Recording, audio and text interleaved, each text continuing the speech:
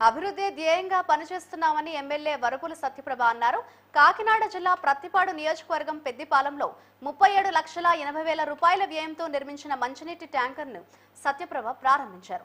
అనంతరం ప్రత్తిపాడులో మహిళలకు ఉచిత కుట్టు శిక్షణ కార్యక్రమాన్ని ప్రారంభించారు.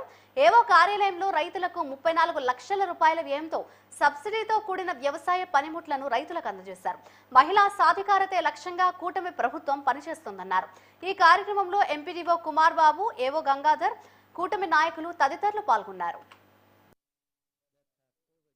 ప్రతిపాడు మండలంలో పలు అభివృద్ధి కార్యక్రమాలు, అదేవిధంగా కొన్ని గవర్నమెంట్ తరఫున ఉన్న కార్యక్రమాలు చేయడం జరిగింది. అందులో భాగంగా మొట్టమొదటిగా ప్రతిపాడు మండలంలో పెద్దపాలెం గ్రామంలో ఏదైతే ఈ వేసవి కాలం ప్రజలు ఇబ్బంది పడకూడదు, మనం గత ఎన్నికల్లో చెప్పిన విధంగా ఇంటింటికి కుళాయి కనెక్షన్ ఏర్పాటు చేయాలనే ఉద్దేశంతో 40,000 లీటర్ల కెపాసిటీ గల వాటర్ ట్యాంక్ని ఏర్పాటు చేయడం జరిగింది.